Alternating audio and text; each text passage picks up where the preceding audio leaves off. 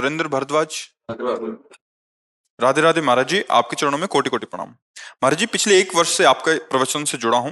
महाराज जी, माता पिता के कर्मों का फल बच्चों को मिलता है, ये मन में मेरा भ्रम रहता है। क्या है कि दोनों का एक संयोग बैठता है, माता पिता और पुत्र का दोनों का संयोग बैठता है।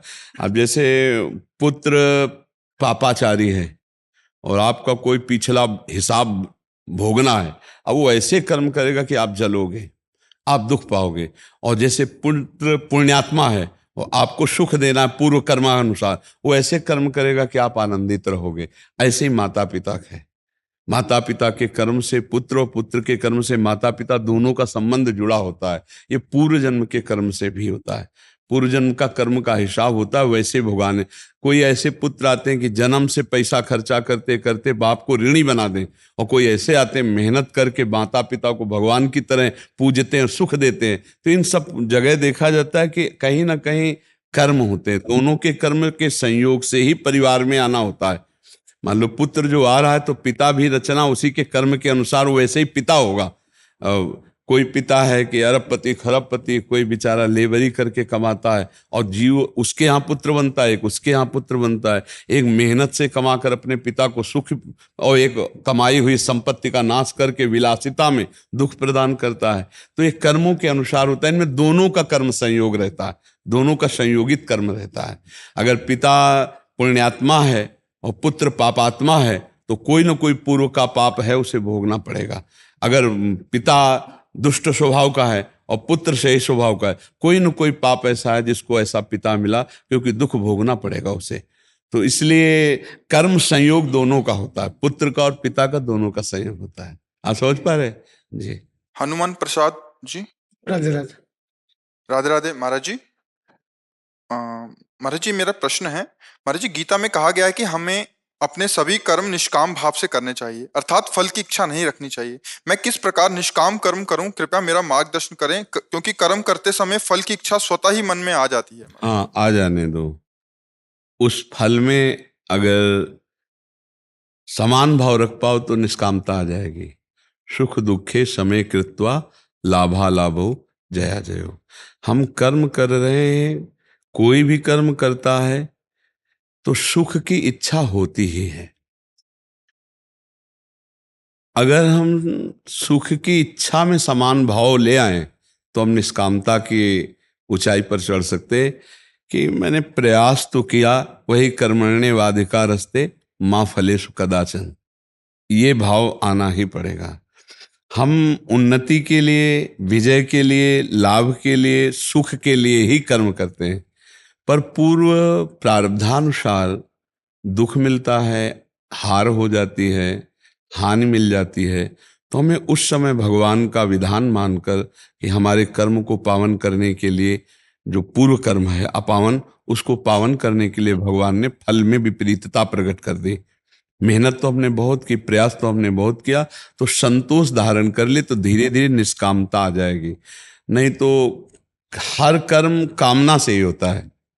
आप बचपन से अभी तक देख लो, और जब शुद्ध ज्ञान हो जाएगा तब कर्म होंगे पर कामना नहीं होगी। अभी कामना से ही कर्म हो रहे हैं। शुद्ध ज्ञान का मतलब है ये जब पता चल जाएगा कि आप साक्षी हैं, आप कर्ता नहीं हैं। 3 गुणों से प्रेरित होकर अंतःकरण संकल्प बनाता है और शरीर इंद्रियों सहित क्रियान्वित होता है। आप केवल उसके दृष्टा मात्र हैं। आप समझ पा रहे हैं? जो स्थूल शरीर, सूक्ष्म शरीर, कारण शरीर से परे आपका स्वरूप है। आप अकर्ता हैं, आप दृष्टा मात्र हैं। गुणानुगुण वर्तन्ते, गुण के अनुसार कर्म हो रहा है, पर ये ज्ञान अपने को है नहीं। अपने को ये ज्ञान है कि मैं पुरुष हूं, मैं स्त्री हूं, मैं भोगता हूं, मैं करता हूं, यही जन्म मृत्यु का कारण है। अब इससे कैसे बचें? तो जो भी कर्म करें, सकाम या निष्काम, उसको भगवान को समर्पित कर दें। इससे बहुत जल्दी लाभ हो जाएगा। इससे निष्कामता, यत करोषि, ये तो सर्वाणि कर्माणि मयि सन्न्यस्य मत्पराः अनन्ये नैव योगेन माम ध्यायन्तु उपासते। भगवान कहते हैं ये तो सर्वाणि शब्द है। निष्काम, सकाम, भजन के, संसार के जो भी कार्य हैं वो सब भगवान को अर्पित कर दो।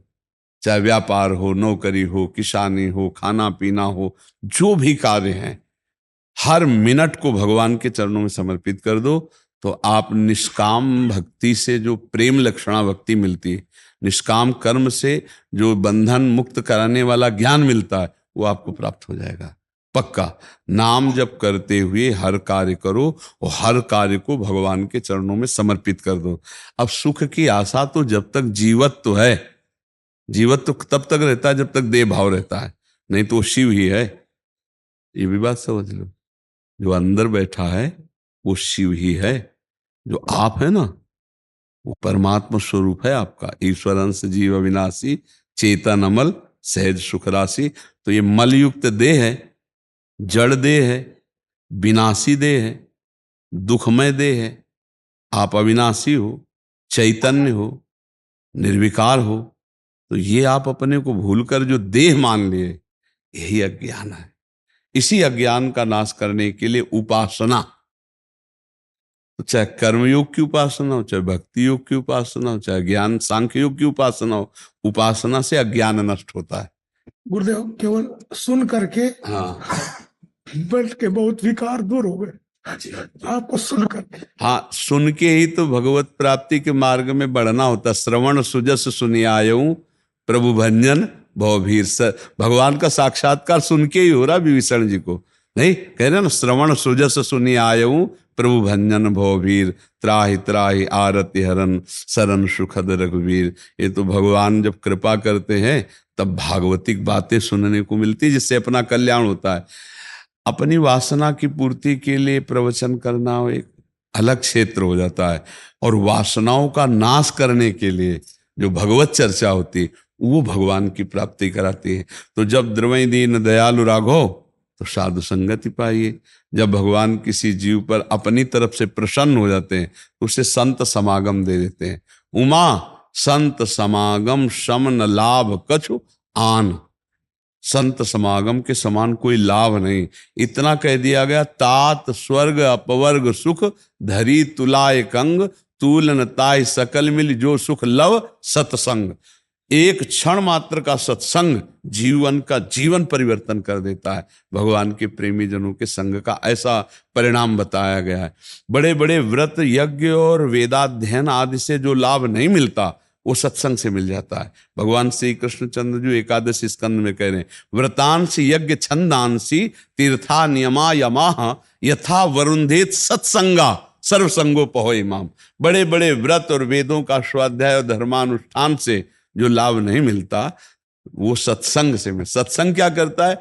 सीधे सर्वसंगोपहो इमाम, समस्त असंगता प्रदान करता है। ये नशा छोड़ो, ये गलत काम छोड़ो, ये छोड़ो, ये छोड़ो, और छोड़ते छोड़ते शुद्ध बुद्ध परमात्मा में लग जाता है। ये सत्संग की बड़ी महिमा है।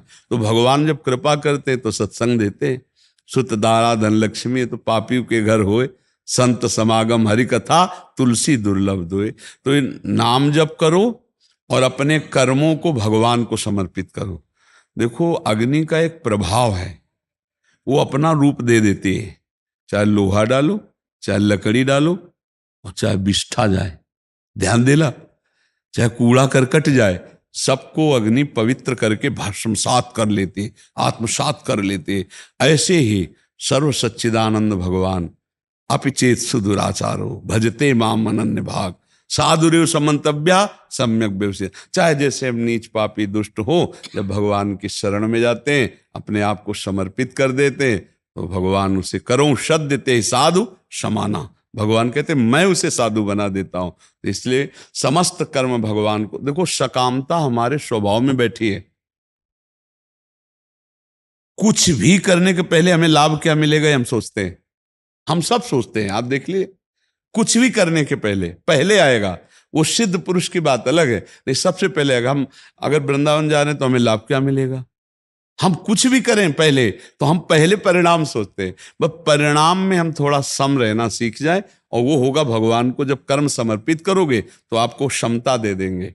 सुख दुखे समय कृत्वा लाभा लाभो जया जयो। लाभ और हानि में, जय और पराजय में, सुख और दुख में हम थोड़ा भगवान की कृपा देखना शुरू करें तो समानता का भाव आ जाएगा, और इसी जन्म में भगवत प्राप्ति हो जाएगी।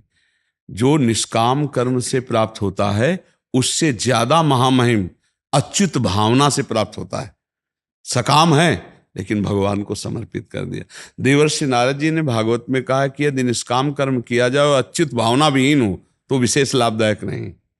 अच्युत भावना, भगवत भावना में, तो हम भगवान के लिए कर रहे हैं हर कामना, हम हर कर्म। जैसे हम संपत्ति कमा रहे हैं तो भगवान के द्वारा दिया हुआ परिवार है, भगवान के द्वारा दी हुई सेवाएं हैं, उनकी पूर्ति के लिए धन चाहिए तो हम भगवान के लिए ही कमा रहे हैं। परिवार भी भगवान का ही दिया हुआ सेवा है, सेवा क्षेत्र है। तो अब हम रसोई बना रहे हैं तो भगवान को भोग लगाएंगे, पूरा परिवार पाएगा। ऐसे हर क्रिया, चाहे वो किसान हो, व्यापार हो, नौकरी हो, राष्ट्र सेवा हो, सब भगवान की है ना। तो अयत करो, जो कर्म करो भगवान को समर्पित कर दो और नाम जप करो। इसी से आपकी सद्भावना, सद्ज्ञान जागृत हो जाए। आपको सुन करके जो बच्चों को पढ़ाते हैं तो वो भी हमने समर्पित कर दिया है, ये सेवा है। जी बिल्कुल बिल्कुल, यथावत सेवा। और आज आपके दर्शन, हम लोग आप ही के जन्म स्थान से आए हुए, नरवल गांव से। अच्छा अच्छा। 38 वर्षों बाद आपके दर्शन हुए। महाराज जी, आप कह रहे हैं कि आप 6 लेके 8वीं कक्षा तक आपके साथ पढ़े हैं। इनका नाम हनुमान प्रसाद जी है।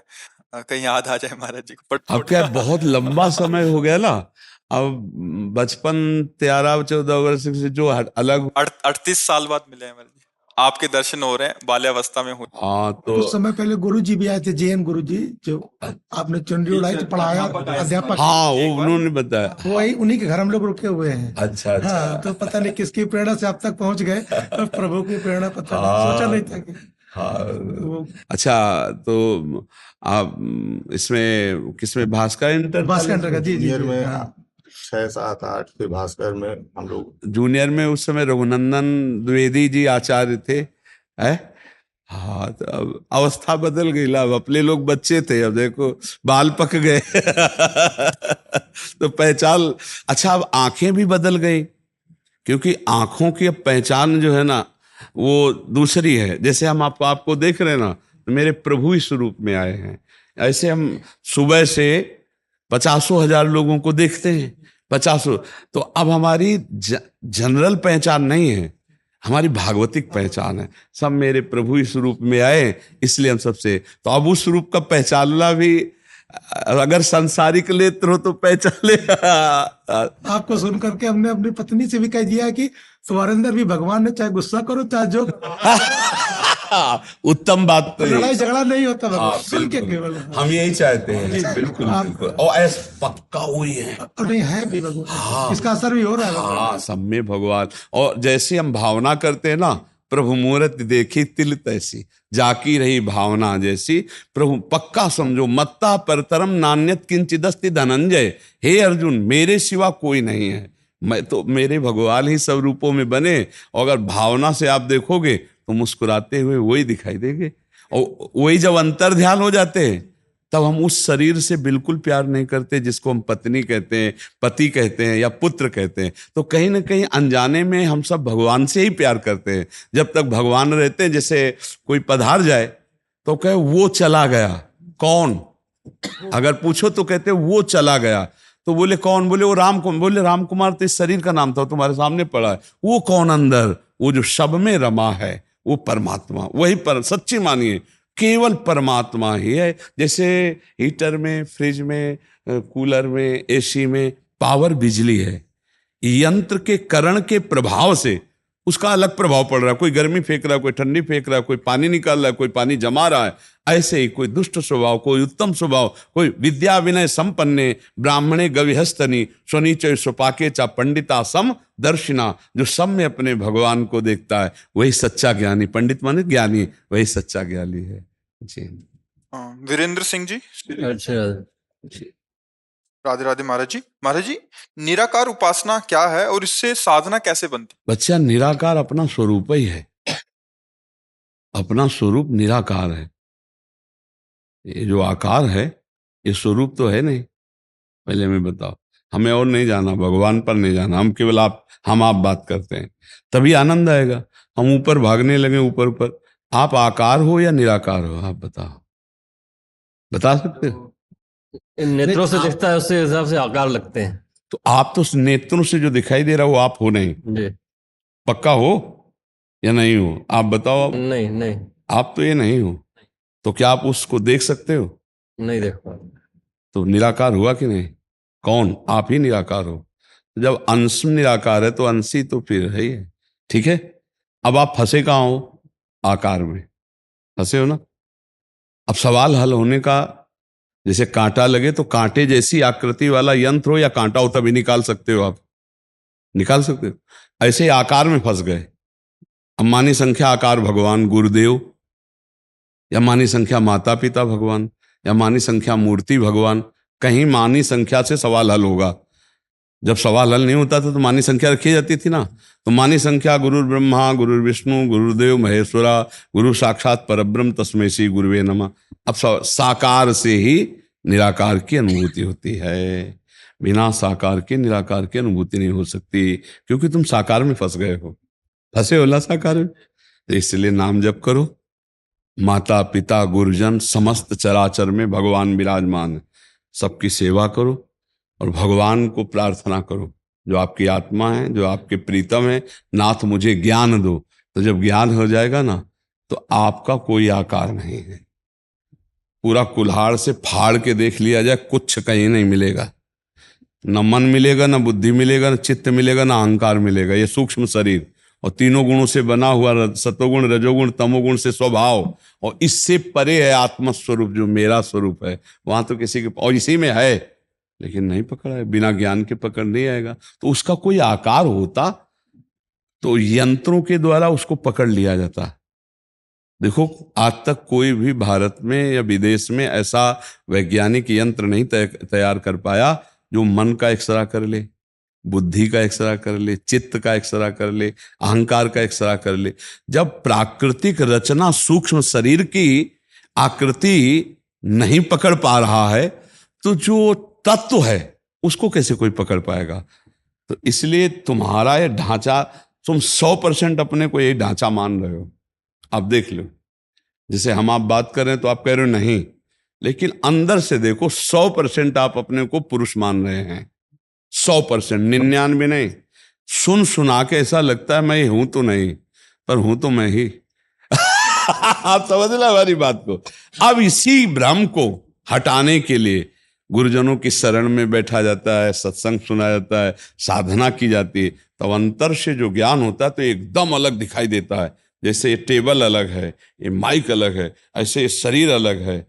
आज का सत्संग में जैसे मादालसा जी अपने पुत्र को कह रही थी ना कि बेटा जैसे तू सवारी में बैठा तो सवारी अलग है और तू अलग है, ऐसे शरीर अलग है, तू अलग है, तो शुद्ध बुद्ध परमात्मा है। लेकिन इसका अनुभव करने के लिए तप चाहिए, साधना चाहिए, पवित्र हृदय चाहिए। हमारा भोगों के कारण अपवित्र हृदय हो गया है। तो अपवित्र हृदय की पहचान, मैं पुरुष हूं, मैं स्त्री हूं, मैं जड़ हूं, मैं चैतन्य हूं, मैं, ये जो भेद पैदा हुआ, मैं मोर तोर तय जहां लग गो गोचर मनुजाई सो सब माया जानो भाई। हम अभी माया ही देख रहे हैं, माया में ही है, माया में ही शरीर को अपना मान रहे, इसीलिए शुद्ध बुद्ध परमात्मा स्वरूप का अनुभव नहीं कर पा रहे।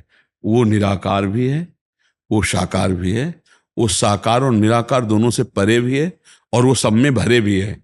इसीलिए उसे अनंत कहते हैं। उसकी महिमा को कोई आज तक नहीं पाया। समझ पा रहे? नाम जप करो, गुरुजनों की सेवा करो, शास्त्र स्वाध्याय करो, सत्संग सुनो, पता चल जाएगा वो कैसा है, अपने आप पता चल जाएगा। ये जो लोग खंडन मंडन करते हैं ना, साकार से निराकार का, निराकार से साकार का, ये दोनों नहीं जानते। 4-5 अंधे थे, तो एक हाथी बीच में मिला, तो एक ने कहा भाई हाथी कैसा, तो उसने पैर पकड़ा, बोले खंभे जैसा। एक ने कान पकड़ा, बोले हाथी जो है सूप जैसा। ऐसे सब अलग अलग अंगों का बड़। तो एक आंख वाला कहा लड़ो मत, तुम पूरे हाथी को नहीं पहचान पा रहे हो, हाथी के अंगों को देख पा रहे हो। समझ पा रहे हो? ऐसे कोई कह रहा निराकार, कोई कह रहा साकार, और जो लड़ाई झगड़ा हो रही ना, तो ये सब अंधे है। अगर सच्चे ज्ञान से देखोगे पूरे हाथी को, तो सूप जैसा भी है, वो छत जैसा भी है, वो खंभे जैसा भी है, वो पूरा वैसा है। जितना वर्णन हुआ वो वैसा नहीं है, पूरा हाथी कुछ और है। जितना वर्णन हो रहा है अधूरा वर्णन हो रहा है। ऐसे जितना वर्णन है सब अधूरा है परमात्मा का, क्योंकि उसका एक नाम है अनंत। अनंत जिसका अंत नहीं है। जब वेद लेती लेती कहते हैं तो फिर अंत कौन पा सकता है, समझ रहे हो ना। तो हम लोग जैसे तर्क विवाद करने लगते हैं, परमात्मा निराकार है, तो ये कौन है, ये कौन है, वही परमात्मा है। भगवान कह रहे हैं, वेद कह रहा है, उपनिषद कह रहे हैं, तो ये झूठा थोड़ी होगा। वेद कह रहा सर्वम खलमिदम ब्रह्म ने नानास्ति किंचन, सब कुछ ब्रह्म है, ब्रह्म के सिवा कुछ नहीं है। ईशावास्यमिदम सर्वम यत् किंचे जगत्याम जगत, एक कण भी ऐसा नहीं जो ईश्वर न बना हो, ये सब कुछ भगवान बना है।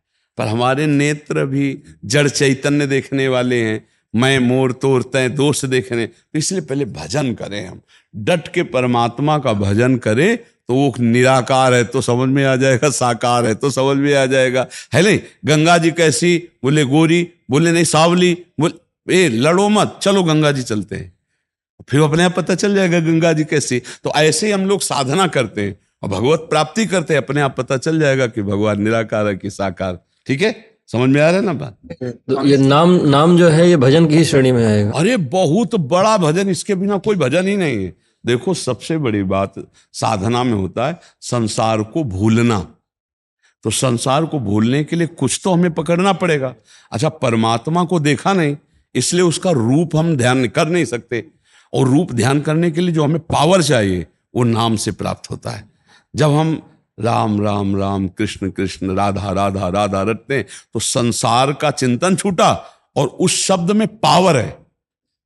जैसे हम नींबू, तो अगर कभी भी नींबू आपने देखा है, खाया, तो आपके मुंह में पानी आ जाएगा। शब्द अपना प्रभाव दिखा के रहता है। अभी क्या नीच पाखंडी, तो शब्द ही तो है ना, ये शब्द जाके आपके हृदय में झकझोर दिया कि नहीं, एकदम जलन पैदा कर दिया। और नम्रता पूर्वक कहा, आप तो मुझे साक्षात भगवान नजर आते हैं, आज मैं निहाल हो गया आपके दर्शन। शब्द ही तो है ना, तो तुम और कुछ ना मानो, तो शब्द का प्रभाव होता है ना अपना। तो राम नाम का प्रभाव है, कृष्ण नाम का प्रभाव है, राधा नाम का प्रभाव है, शब्द का प्रभाव है। ये शब्द आपको परम ब्रह्म से मिला देगा। ये ब्रह्म का नाम है। जैसे राम नाम है, कृष्ण, ये ब्रह्म का नाम है। तो जब हम नाम जप करते हैं तो नाम जप करने से हमारे अंदर पावर आता है। देखो जैसे दो लकड़ियों के घर्षण से अग्नि दिखाई नहीं देती, लेकिन अग्नि प्रकट हो जाती है। अरण्य मंथन में दो लकड़ियों का ही तो घर्षण होता है। तो हमारी जबान और नाम का जब घर्षण होता है तो अध्यात्म शक्ति जागृत हो जाती है। उसी के बल से हम बोल रहे हैं, उसी के बल से अनुभव किया, उसी के बल से तू कुछ हो रहा है, सो कुछ हो रहा है, उसी नाम के बल से। इसीलिए राधा राधा चिल्ला रहे हैं। देखो झूठे में कै दिन जिया जा सकता है। जैसे हम भूखे हों और ऊपर घी चिपड़ लें और कह दे भैया हम हलवा खा के आ रहे, तो कै दिन चिल्ला के रोक के कहना पड़ेगा भूख लगी भोजन पवा दो, नहीं। तो जैसे हम लोग कह रहे हैं हमें बड़ा आनंद है, भगवान के नाम के बल से मुझे बहुत आनंद है, तो इसका प्रमाण तुम्हारे सामने है। दोनों किडनी फेल है, आपके सामने बैठे। क्या हम निराश हैं, हताश हैं, उदास हैं, और हम क्या बीमार लग रहे हैं? अब बताओ। ये हम खोल के इसलिए बताते हैं ना कि जैसे किसी को लगे कि नाम एक शब्द मात्र है। ये नाम का प्रभाव है। अध्यात्म बल, भागवतिक बल, सब बल जागृत हो जाता है जब हम नाम जप करते हैं।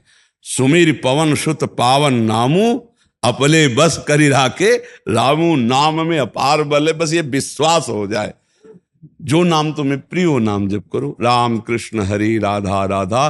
फिर आप खुद देखना, पर लंबे समय तक। पातंजलि जी कहते सातु दीर्घ काल निरंतर सत्कार सेवितो दृढ़ भूमि। दीर्घ काल तक निरंतर आदर सहित नाम जप किया जाए तो दृढ़ भूमि, तब आपको पता चलेगा मुझे क्या मिला है। इतनी कथा तो सुनी होगी कि राम राम नहीं कह पाते थे और मरा मरा रटे तो बोले ब्रह्म ऋषि हो गए। तो यार विश्वास करो, साधु महात्मा सब जितने जी रहे हैं भगवान के वास्तविक मार्ग में, तो नाम का बल है, नहीं तो ऐसे ले जी रहे। नाम का चमत्कार, नाम का बल है। वो हम अपने सामने खुद इसलिए उदाहरण देते हैं कि आपके सामने ये शरीर बैठा हुआ है, केवल नाम के बल से बैठा हुआ है। हम गर्जना कर रहे हैं, केवल नाम के बल से कर रहे हैं। भगवान का नाम अमोघ बल प्रदान करता है। इसलिए अच्छा, कौन सा ज्ञान नहीं, कक्षा 9 पढ़े हैं, हाई स्कूल नहीं पढ़े, कक्षा 9 पढ़े, साइंस साइड में भास्कर इंटर कॉलेज से, और फिर भाग पड़े थे। 9 का सर्टिफिकेट मिला था। हाई आप जहाँ सैनपुर में रहे हैं, आपके प्रवचन हमने सुना है जी तो सैनपुर में मैं 4 वर्ष में भी रहा हेड मास्टर के रूप में, वहाँ हमने पढ़ाया भी है जी। तो जब आपकी बातें सुन करके हमको रोमांच जैसा पैदा हो जाता था कि गुरुदेव वही की बात कर रहे हैं जहाँ हम दर्शन भी करिए कुटिया के, जी, जहाँ जी। का व्याख्यान बता बड़ा किंचन स्वरूप जीवन व्यतीत हुआ है, बड़ा कष्ट में जीवन व्यतीत हुआ है। भीषण सर्दी उसी मंदिर में कटती थी, वो जो मंदिर था ना, हाँ उसी में कटती थी। कभी कोई कंबल, कभी कोई ऐसे सांसारिक सुविधाएं, सुख का प्रयोग नहीं किया। एकांत शांत, बस गांव वाले भिक्षा दे देते थे और वहां से 3 किलोमीटर दूर गंगा जी है, सफीपुर घाट कहते हैं, वहां इस नित्य का नियम था स्नान गंगा जी जाना। और गुरु जी की जो उपासना पद्धति, वहाँ के लोग भगवान मानते हैं, भगवत भाव एकदम। अब तो मतलब पूरे भारत में प्रकाश है ना, तो अब जो सुनता है, जहाँ सुनता है, अच्छा ये तो हमारे गांव के, ये तो हमारे अमुक जगह के, लाखों लोग भगवान के मार्ग में चल रहे। तो जो जीवन में कमाया, भगवान ने उसका लाभ सबको दिलवा रहे, उन्हीं की कृपा से। नाम जप करो, नाम से परमानंद की निश्चित अनुभूति होती है ना। ममता जी दिल्ली से। दादा मतलब श्री हरिवंश महाराज जी सभी संतों में गुरुदेव तत्व का दर्शन करने का प्रयास करते हैं, किंतु जैसी पुलकन, उमंग, उत्साह, रोमांच अपने गुरुदेव के दर्शन से होता है, वैसे अन्य कहीं नहीं होता। महाराज जी ऐसे में कहीं अपराध तो नहीं बनता? नहीं, अपराध नहीं बनता। पर एक बार लालाचार्य जी से उनके गुरुदेव ने कहा कि सब संतों को हमसे बढ़कर के पूजो, तो उनका साफ बात है ऐसा कभी नहीं हो सकता। हे गुरुदेव भगवान, आपसे बढ़कर हम किसी को माने, ऐसा कभी नहीं हो सकता। तो उनका सब संतों को हमारे समान मानो, तो उनका ऐसा भी नहीं हो सकता। हम आपकी आज्ञा का पालन करें, लेकिन आपके समान तो सिर्फ आप ही हैं। गुरुदेव आपके समान, हम वैसे हृदय की बात कि हम सब संतों का भाव रखेंगे, लेकिन आपके समान तो आप ही हैं। तो उनका सब संतों को गुरुभाई के समान मान, बोले प्राणपन से कभी चूक नहीं होने देंगे। सब संतों को हम अपने गुरु भाई के समान वैष्णवों को मानेंगे, ना गुरु से अधिक मान पाएंगे और ना गुरु के समान मान पाएंगे। जैसे गुरुदेव भगवान के प्रति जिन्होंने नाम दिया, मंत्र दिया, भाव दिया, हमारा जो भाव बनता है, सब संतों में भगवत भाव करे सब संतों के। लेकिन अपने गुरुदेव भाव भगवान तो माँ जैसे दिखाई देते। देखो, माँ और माँ जैसे, इसमें अंतर है। नहीं, माँ तो माँ है। अब कहते सबको माँ जैसी मानना, मानेंगे पर माँ जैसा नहीं मान पाएंगे। नहीं, अपनी माँ तो माँ है ना, ऐसे अपने गुरुदेव तो गुरुदेव है ना। गुरुदेव जैसा वो भाव तो है, लेकिन गुरुदेव जैसे तो गुरुदेव ही है। तो ऐसा तो स्वाभाविक है। माँ तो माँ जैसी मान सकते हैं, लेकिन माँ तो माँ है। ऐसे गुरुदेव जैसे सब संत, सब संत गुरुदेव हैं, व्यास या प्रतीत, लेकिन गुरुदेव तो गुरुदेव हैं। गुरुदेव के समान उस स्थान पर हृदय में कोई नहीं बैठ पाएगा, क्योंकि वो जिन्होंने हमको पाला पोषा, परमार्थ का पालन पोषण। गुरु हमारे ब्रह्मा है, गुरु हमारे विष्णु, गुरु हमारे महेश्वर है। मतलब गुरु ने हमारे अंदर प्रेम की भाव की रचना की, गुरु ने हमारे दुष्कर्मों का विनाश किया महेश्वर बन करके, और गुरु ने हरि बन करके जो सद्गुण दिए उनका पोषण किया। गुरु ब्रह्मा, गुरु विष्णु, गुरुदेव महेश्वरा, गुरु साक्षात परब्रह्म तस्मै श्री गुरु। तो गुरु जैसा तो फिर गुरु ही है, दूसरा उनके, पर सब में गुरु है। इसीलिए हम सबको नमस्कार, सबका आदर, सबको प्रणाम। पर गुरु जैसा तो गुरु ही है, इस पे द्वितीय नहीं हो सकता, ये तो पक्की बात है जी। निक्कू शर्मा जी, गोवर्धन। श्री हरिवंश राधे राधे महाराज जी। सतगुरुदेव भगवान, श्री 84 जी का पाठ ऑफिस में कोई कार्य न होने पर कर सकते हैं क्या? अगर उस समय पाठ करते करते कोई काम आ जाए तो बीच में से आधा पद छोड़ के क्या घर जाके फिर से शुरू कर सकते हैं? हाँ, नहीं, उसी पद से शुरू। जैसे मानो हम प्रारंभ से जोई जोई प्यारों से पहुंच गए आवत श्री वृषभान दुलारी, और हम 3 लाइन गा पाए आवत श्री वृषभान दुलारी की, अब हमारा छूट गया, तो अब हम घर में शुरू करेंगे तो फिर प्रथम लाइन से आवत श्री वृषभान दुलारी। अब फिर जोई जोई सुने 45वां पद है तो 45 से 84 तक फिर पहुंच गए जाएंगे, ऐसे किया जाता है। और जब जैसे हमें बीच में बात करनी है तो राधा वल्लभ श्री हरिवंश, राधा वल्लभ श्री, हाँ जी, अब बात कर लिया, फिर राधा वल्लभ श्री हरिवंश, राधा वल्लभ श्री, फिर हम पद में आ गए। जिस पंक्ति से छोड़ा उसी पंक्ति से शुरू हो गए, कोई अंतर नहीं पड़ेगा। पर 2-4 बार इष्ट नाम जरूर ले। जैसे हम 10 पद गा गए, अब हमको छोड़ना है, तो राधा वल्लभ श्री हरिवंश श्री वृंदावन श्री चंद्र राधा वल्लभ श्री हरिवंश श्री वृंदावन, अब अपने काम में लग गए, तो वो हमारा संपुट बन गया। अब जब हम फिर शुरू करेंगे तो राधा वल्लभ श्री हरिवंश श्री वृंदावन श्री चंद्र, और फिर पद शुरू कर देंगे। ऐसे किया जाता है। अब जैसे हम मंत्र जप कर रहे हैं माला में, फिर हम नहीं छोड़ सकते, फिर पूरा माला करके ही छोड़ेंगे। नाम जप कर रहे हैं तो छोड़ सकते हैं, मंत्र जप में नहीं छोड़ सकते। तो माला की एक मर्यादा है, लेकिन हम जब पाठ कर रहे हैं या ऐसे जप में बैठे हैं तो हम ऐसे बात कर सकते हैं। माला में ऐसा नहीं कि गुरु मंत्र जप रहे हैं, बातचीत भी चल रही है, ऐसे लोग करते हैं, ऐसा नहीं करना चाहिए। माला या तो हम करेंगे नहीं, करेंगे तो फिर मौन होके करेंगे, पूरा माला हो जाएगा तभी हम बात करेंगे, अन्यथा नहीं करेंगे। गुरु मंत्र की मर्यादा। और वाणी पाठ में तो राधा राधा बोल करके फिर अपनी बातचीत कर लो अगर जरूरी है, और फिर राधा वल्लभ श्री हरिवंश करके फिर हम शुरू कर देंगे। काउंटर आदि से अगर कर रहे हो महाराज जी, अगर 100 नाम हो जाएं तो फिर नहीं, काउंटर में तो अगर 10 नाम के बाद भी 10 मंत्र के बाद भी बात करना है तो आप कर सकते हो, क्योंकि उसमें कोई प्रक्रिया नहीं, इसमें 108 की प्रक्रिया है। इसमें सुमेरु तक के लिए पहले तो काउंटर था ही नहीं ना, पहले तो माला ही था ना। ये तो आधुनिक समय के लिए, अभी के लिए आया है, और अच्छा है। हम सपोर्ट करते हैं कि भैया किसी भी तरह से ही नाम मंत्र जपना चाहिए। अगर काउंटर से मन लगता है तो काउंटर से जपो, क्योंकि तुम्हारा नाम जप होना चाहिए। काउंटर थोड़ी भगवत प्राप्ति कराता है, भगवत प्राप्ति तो सुमिरन कराता है। अब काउंटर से सुमिरन बढ़ रहा है तो बहुत बढ़िया बात है, आधुनिक समय में वो बहुत बढ़िया है, उससे और सुख मिलता है कि भैया 10,000 हो गए तो 10,001, 10,002, उसमें मन है ना और लगता है, तो हमें लगता है जपे, काउंटर से जपे।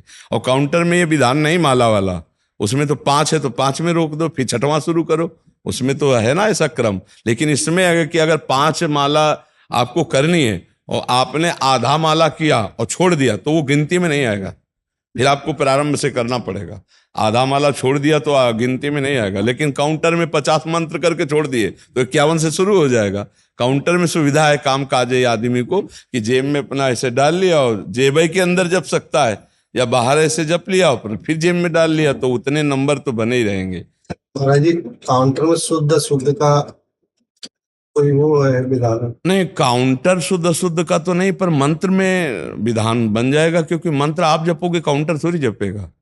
समझ रहे, आप अशुद्ध हो और काउंटर से नाम जब जैसे नाम जब तो आप काउंटर ले चाहे ना ले, ऐसे ही नाम जप करो। अपवित्र पवित्रो वा सर्वावस्थांगतो पिवा या स्मृत पुंडरीकाक्षम सवाभ्यंतरा शुचि। राधा वल्लभ श्री हरिवंश राधा राधा, ये सोच में बैठ के भी जप सकते हो और जपना चाहिए। व्यर्थ समय का योग जाए, एकांत में समय मिलता है। सोच में तो कोई होता नहीं, बंद सिटकनी आराम से सोचो राधा वल्लभ से राधा वल्लभ, उस समय तो बढ़िया जपले का अवसर मिलता है। महाराज जी मुंह से नहीं जपना ना, अंदर जपना है। सोच में मौन रहा जाता है, मुख से नहीं बोलना। क्या सोच में बैठे राधा वल्लभ से हरिवंश ऐसे ले, अंदर जपला है। नहीं, वो कहेंगे महाराज जी जोर जोर से बोल रहे तो हम नहीं, तो हम तो समझाने के लिए, हम कोई सोच में बैठे हैं क्या? महाराज जी इनका एक और था कि पद संख्या 71 में बीच नंदलाल ब्रजबाल चंपक वरन का महाराज जी इनको भाव समझना था। हाँ, बीच नंदलाल वो श्याम संग राधिका रास मंडल बने, बीच नंदलाल ब्रजबाल चंपक वरन। इसमें ब्रज रस के रास का वर्णन है। इसमें मध्य में तो प्रियालाल विराजमान है, श्याम संग राधिका रास मंडल बनी, और फिर हर गोपी के बगल में भगवान नंदलाल विराजमान, इसलिए नंदलाल शब्द का प्रयोग है। श्याम संग राधिका रास मंडल बनी, बीच नंदलाल ब्रजबाल चंपक बरन, ज्यों अघन तड़ित बीच कनक मरकत मणि। जैसे इंद्रनील मणि में कंचन खची हो, जैसे मेघ में बिजली विराजमान हो, ऐसे गोरी गोरी गोपियों के पास सांवले नंद नंदन, एक गोपी एक नंदनंदन, एक गोपी एक नंदनंदन, और ऐसे मंडलाकार में बीच में प्रिया प्रीतम विराजमान। श्याम संग राधिका रास मंडल बनी, प्रिया और लाल तो बीच में है, और बीच नंदलाल ब्रजबाल चंपक वरन। हर इधर गोपी गोरी, इधर गोपी गोरी, और बीच नंदलाल, और ब्रजबाल चंपक वरन, चंपा के पुष्प की जैसी अरुणिमा और पीलिमा लिए हुए गोरी, ऐसी तो गोपी जन है। ये ब्रज के महारास का इसमें भाव प्रकाशित हो रहा है। श्याम संग राधिका रास मंडल बनी, बीच नंदलाल ब्रजबाल, ब्रजबाल है ना, नहीं तो सखी आता, हाँ नहीं, ब्रजबाल ये महाप्रभु ने कुछ पदों का गायन किया है ब्रज से लेकर के निकुंज तक। जैसे निकुंज के रास का जो पद है, रहसी मोहन पिय के संगरी, लड़ेती अति रस लटकत, सरस सुधंग अंग में नागरी, थे कहत अवन पद पटकत, कोक कला कुल जान शिरोमणि, अभिनय कुटिल भ्रकुटियन मटकत, विवश भय प्रीतम अलिलम पट, निरखी करज नासा पुट चटकत, गुण गण रसिक राई चूड़ामणि, रिझवत पदिक हार पट झटकत, जैसे हित हरिवंश निकट दासी जन, लोचन चसक रसाशो घटकत। कहीं नहीं है इसमें ब्रजबाल, कहीं नहीं। ये निकुंज रहसी मोहन पिय के संगरी, लड़ेती अति रस लटकत। कुछ पद हैं जो ब्रज लीला के अंतर्गत हैं और कुछ पद रास के हैं जो निकुंज लीला के अंतर्गत हैं। तो ब्रज में आए तो हमारे ही लाल प्रिय है ना, नंद के आनंद भय, तो उसमें आया आनंद आज नंद के द्वार, तो दास अनन्य भजन रस कारण प्रगटे लाल, लाल जी तो है ना, प्रगटे लाल मनोहर ग्वार। और जब लाडली जी के लिए कहते चलो वृषभानु गोप के द्वार, तो जन्म लियो मोहन हित श्यामा, वही श्यामा जो आए जो मेरे प्राणनाथ सी श्यामा, शपथ करो तंछिए। इसलिए इस लीला को भी महाप्रभु ने गाया कि हमारे ही प्रियालाल नंद नंदन और वृषभानु नंदनी के रूप में प्रकट हुए, तो उनकी लीला से ही हम निकुंज लीला की यात्रा कर सकते हैं। ब्रज लीला में प्रकट ही हुई अपने रस का रसास्वाद। अगर ब्रज का रास ना हो तो निकुंज के रास को कौन जान सकता है। ब्रज के राधा कृष्ण का परिचय न हो तो निकुंज की प्रिया प्रीतम का और रास शब्द का परिचय तो तभी पता होगा ना जब ब्रज के रास का परिचय हो। तो कई पद हैं ऐसे जो ब्रज के रास के अंतर्गत हैं। आजु गोपाल रास रस खेलत, पुलिन कल्प तरु तीर सजने, खेलत रास रसिक ब्रज मंडन, जुवतिन अंश, जुवतिन, जहां जुवतिन शब्द है वहां फिर समझ लीजिए कि वो गोपी मंडल के। खेलत रास रसिक ब्रज मंडन, जुवतिन अंश दिए भुजदंडन। जुवतिन अंश तो समझ जाओ कि ब्रज लीला के अंतर्गत है। जुवतिन अंश नहीं होगा जब निकुंज का रास होगा, उसमें प्रियालाल ही होंगे, आसपास सखियां होंगी। वहां जुवतिन अंश दिए भुजदंडन नहीं हो सकता। ये जहां हो तहां समझ लीजिए निकुंज का रास है। क्योंकि प्रभु का जो हमारे नवनिवृत्त निकुंज का रास है तो मध्य में प्रियालाल, आसपास समस्त सहचरियां, और जो निकुंज का रास का रसास्वादन कर रहे हैं वो ब्रज के रास से ही परिचय मिलेगा, अन्यथा कैसे जान पाएंगे। तो इसीलिए महाप्रभु ने कुछ श्लोक सुधा निधि में ब्रज परख है, कुछ पद ब्रज परख है, और वो फिर निकुंज रस की तरफ लाते हैं। बहुत सुंदर है, बस चिंतन करे ना, धीरे धीरे चिंतन में फंस जाए चित्तवृत्ति प्रियालाल की, तो वही निकुंज के हैं, वही ब्रज के हैं, कोई अलग थोड़ी है। वही तो अवतार लिए है। दास अनन्य भजन रस कारण प्रगटे लाल मनोहर ग्वार, आनंद आज नंद के, तो वही भगवान ही प्रकट होते हैं और दूसरे नहीं। एक्साइज इंस्पेक्टर हमारे जी, वो जो दारू पकड़ते हैं ना, जैसे कोई अवैध रूप से लेके जा रहा हो या उनकी तस्करी हो, तो हाँ जी। जितना आज हमारा समाज व्यभिचार और व्यसन में पतित हो रहा है, उतने और कोई दोष नहीं। अगर इन दोषों से बचा लिया जाए अपने समाज को, जो नई पीढ़ी है वो व्यसन मतलब दुर्व्यसन, नशा और व्यभिचार, इसी से बुद्धि भ्रष्ट हो जाती है। व्यसन और व्यभिचार ये पूर्ण पाप कृत्य, अधार्मिक कृत्य हमारी बुद्धि को भ्रष्ट कर रहा है, आज हमारे समाज को भ्रष्ट कर रहा है। यदि जो काम है उसे धर्म पूर्वक सेवन किया जाए, शास्त्र मर्यादा से, कानून मर्यादा से, तो धर्म हो जाता है। और जब उसे शास्त्र विरुद्ध, कानून मर्यादा से विरुद्ध किया जाए तो वही अधर्म हो जाता है। तो जो आप लोगों को भगवान ने हमारे राष्ट्र की सेवा दी, समाज की सेवा दी, तो हमारी नई पीढ़ी को बचा लीजिए। ये जो गर्लफ्रेंड बॉयफ्रेंड ये जो चला है, ये हमारी समझ में तो बहुत बड़ा घातक चला है। जैसे आज ये बॉयफ्रेंड और फिर ब्रेकअप फिर नया बॉयफ्रेंड, फिर ब्रेकअप। तो ये क्या है, ये है क्या? ये व्यभिचार बन रहा है ना। अब व्यभिचार से बुद्धि दूषित होती है। नए नए बच्चे आसक्ति को सहन नहीं कर पाते हैं, तो उस आसक्ति के लिए व्यसन में उतर जाते हैं। ड्रग्स है, शराब है, हुक्का है, फिर वो अपने जीवन को खो देते हैं। हमारे राष्ट्र के भविष्य हैं ये नए बच्चे, यही हमारे राष्ट्र की उज्जवल भविष्य के लिए रक्षा करने वाले पदों में जाने वाले हैं, और यही व्यसन से युक्त हो रहे हैं। तो ये तो उत्तम बात है कि हमारी समाज, हमारे बच्चे व्यसन से बचें, व्यभिचार से बचें, दूषित भावों से बचें। उसके लिए कानून है, शासन है। अगर ये शासन विभाग ना हो तो अभी खुला आतंक मचने लगे, खुला भी पापाचरण होने लगे। आप लोगों के भय से ही भयभीत होकर के जो कुमार्गगामी प्रवृत्तियां हैं जिन पर शासन नहीं हो पा रहा है, तो भय से, समाज का भय, कानून का भय, भगवान का भय, धर्म का भय, इनके द्वारा व्यवस्था ठीक रहती है। तो भगवान का भय रह नहीं गया, शास्त्र का भय बिल्कुल नहीं है, और संतों के शासन का भय कुछ कुछ लोग माने तो माने, नहीं तो डंडे का भय रह गया है, शासन का भय रह गया है। उसी से समाज सुधरेगी। अगर ये जो उत्पथगामी हैं, मनोनुकूल चलने वाले, मनमानी आचरण करने वाले, इनको कानून के भय के द्वारा ही सुधारा जा सकता है। नए नए बच्चों की बहुत हालत खराब हो रही है, शायद आप लोग ना जानते हो।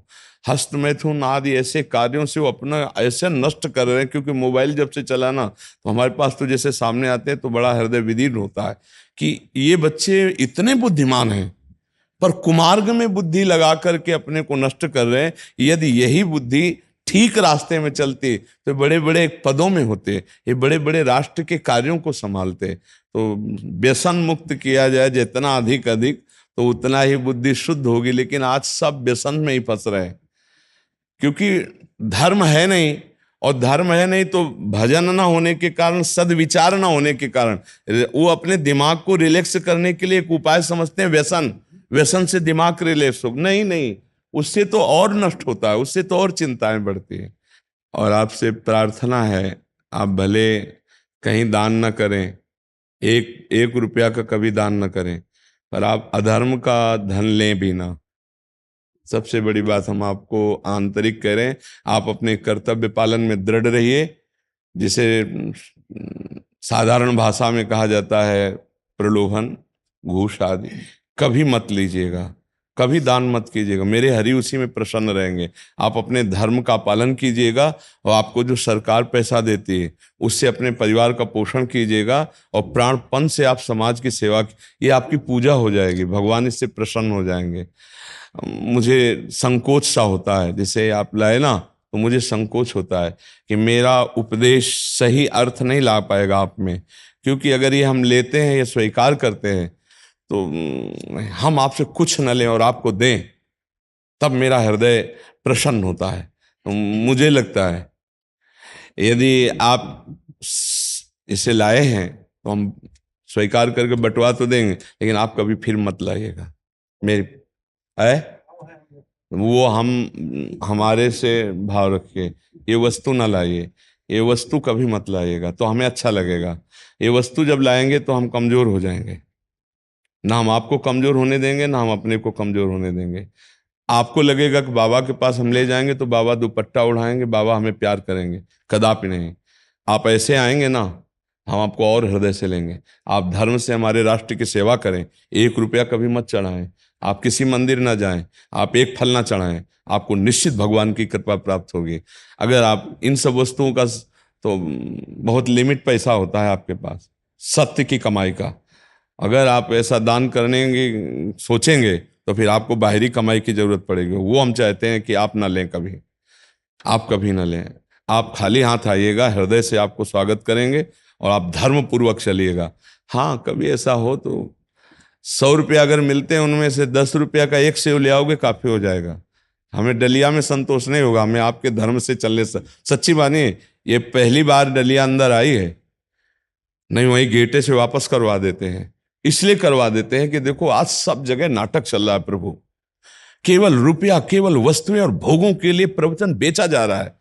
हम चाहते हैं कि नहीं, हमारा धर्म, हमारे धर्मशास्त्र, हमारा भागवतिक आपके हृदय में चुभे, और वो आपको उठाए, आपको सुखी करे। इसकी जरूरत नहीं, आपकी जरूरत है। आप धर्म से चलोगे, हमारे राष्ट्र की सेवा करोगे तो हमारी छाती चौड़ी रहेगी। हम आपका स्वागत जैसे आज किया ना, ऐसे सदैव करते रहेंगे। ये हम इसके लिए स्वागत नहीं करते, हमारा आपका संबंध है, हमारा आपका दृढ़ संबंध है। आप हमारे भगवत अंश हैं, आप हमारे राष्ट्र की सेवा में, हम आपका झुक कर स्वागत करेंगे। पर आप धर्म से चलिएगा, कभी मत लाइएगा, मेरी प्रार्थना है। ये था कि जैसे कुछ स्तुति पाठ वगैरह करते हैं जी और कभी लगता है किसी निमित्त से कर रहे हैं, जी कभी तो उसमें 1-1.5-2 घंटे भी लगते हैं, नौकरी के साथ भी सारी चीजें, और नाम जप, जी। तो मतलब क्या सही रहेगा? बिल्कुल सही है। आप जो पाठ कर रहे हैं, समय है आपका तो कीजिए, नहीं वो भी बंद कर दीजिए। हम जो कह रहे हैं उस बात को मानिए। भगवान के हम वचन कह रहे हैं, मां मनुस्मर युद्ध च, अपने राष्ट्र सेवा को, जो आपको पद मिला, जो आपको कर्तव्य मिला, ईमानदारी से कीजिए और नाम जप करते रहे। इसी से आपको भगवत प्राप्ति हो जाएगी।